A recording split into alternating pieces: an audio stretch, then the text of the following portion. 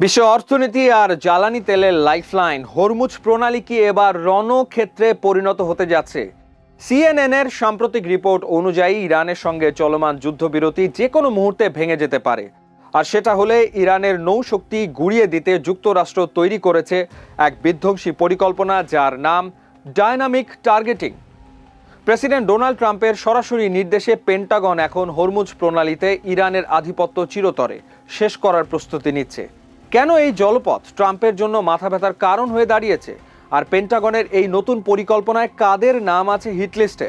আজকের ভিডিওতে আমরা এই উত্তপ্ত পরিস্থিতির আদ্যপান্ত বিশ্লেষণ করব। সিএনএন বলছে যুক্তরাষ্ট্রের এবারের কৌশল আগের চেয়ে আলাদা। ডায়নামিক টার্গেটিং মানে হলো অত্যন্ত সুনির্দিষ্ট এবং তাৎক্ষণিক লক্ষ্যবস্তু নির্ধারণ। মূল টার্গেট ইরানের সেই সব ছোট ও দ্রুতগামী আক্রমণাত্মক নৌযান যেগুলো ব্যবহার করে তেহরান এই জলপথ দখল করে রেখেছে। সমুদ্রের নিচে মাইন পেতে বাণিজ্যিক জাহাজ চলাচলে বাধা দিচ্ছে ইরান, যা ধ্বংস করা যুক্তরাষ্ট্রের প্রধান লক্ষ্য। ক্ষেপণাস্ত্র এবং আত্মঘাতী ড্রোন, যা দিয়ে ইরান কম খরচে মার্কিন রণতরীর বড় ক্ষতি করতে পারে। প্রেসিডেন্ট ট্রাম্পের ওপর অভ্যন্তরীণ চাপ বাড়ছে, কারণ হরমুজ প্রণালী বন্ধ থাকায় বিশ্ববাজারে তেলের দাম এবং আমেরিকার মূল্যস্ফীতি আকাশচুম্বী হচ্ছে। 7 এপ্রিল শুরু হওয়া হামলা এখন সাময়িক বন্ধ থাকলেও এটি যে কোনো সময় আগ্নেয়গিরির মতো ফেটে পড়তে পারে।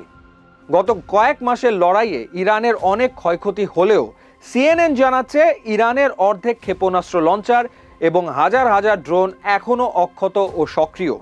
যুদ্ধবিরতির সুযোগ নিয়ে ইরান তাদের মিসাইলগুলো নতুন ও গোপন স্থানে সরিয়ে নিয়েছে। তবে মার্কিন প্রতিরক্ষা মন্ত্রী পিট হেগসেথ স্পষ্ট জানিয়েছেন, ইরান তাদের অস্ত্র লুকিয়ে ফেলার চেষ্টা করলেও আমাদের নজরদারি এড়াতে পারবে না। হামলা শুরু হলে ওই নতুন অবস্থানগুলোই হবে আমাদের প্রধান লক্ষ্য। এবারের পরিকল্পনার সবচেয়ে চাঞ্চল্যকর দিক হলো হাই ভ্যালু টার্গেট কিলিং।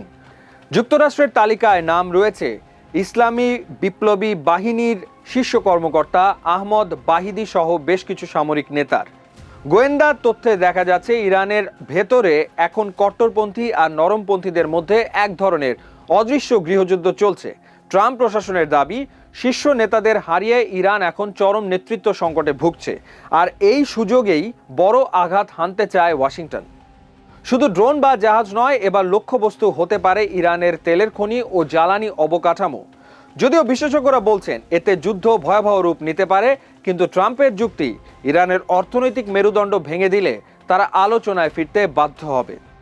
বর্তমানে মধ্যপ্রাচ্যে যুক্তরাষ্ট্রের 19টি জাহাজ ও 2টি বিমানবাহী রণতরী মোতায়েন রয়েছে। 13 এপ্রিল থেকে শুরু হওয়া কঠোর নৌ অবরোধে এ পর্যন্ত 33টি জাহাজের গতিপথ পরিবর্তন করে দিয়েছে মার্কিন নেভি। এমনকি ভারত মহাসাগরে ইরানি তেলবাহী জাহাজে সরাসরি তল্লাশি চালাচ্ছে তারা। মার্কিন সামরিক বিশেষজ্ঞদের একটি বড় অংশ মনে করছেন যুদ্ধের শুরুর দিকে ওয়াশিংটনের কৌশলগত কিছু ভুল ছিল। তাদের মতে সংঘাতের একদম প্রথম দিকেই যদি মার্কিন রণতরীগুলো হরমুজের প্রবেশ পথে সঠিক অবস্থানে মোতায়েন করা হতো, তবে ইরান হয়তো এই প্রণালী বন্ধ করার সাহস পেত না। সেই ভুলের খেসারত হিসেবেই এখন বিশ্ব অর্থনীতি স্থবির হয়ে পড়েছে। মার্কিন গোয়েন্দা সংস্থাগুলোর সবশেষ মূল্যায়ন বলছে ইরান তাদের একমুখী আক্রমণ ড্রোন বা কামিকাজে ড্রোনের একটি বিশাল ভান্ডার এখনও ব্যবহার করেনি, যা যে কোনো সময় মার্কিন বিমানবাহী রণতরীগুলোর জন্য বড় বিপদ হয়ে দেখা দিতে পারে। ফলে এবার কোনো রকম ঝুঁকি না নিয়ে পেন্টাগন এমন এক অপারেশনাল সিকিউরিটি বজায় রাখছে, যেখানে প্রেসিডেন্টকে সব ধরনের বিকল্প, এমনকি পূর্ণ মাত্রার নৌ অবরোধ থেকে শুরু করে সাইবার অ্যাটাক পর্যন্ত টেবিলে রাখা হয়েছে। লক্ষ্য একটাই, ইরানের সামরিক সক্ষমতা এমনভাবে পঙ্গু করে দেওয়া যাতে বাণিজ্যিক জাহাজগুলো পুনরায় নির্ভয়ে এই পথে চলাচল করতে পারে। মধ্যপ্রাচ্যের সমুদ্র সীমা এখন কার্যত স্থবির।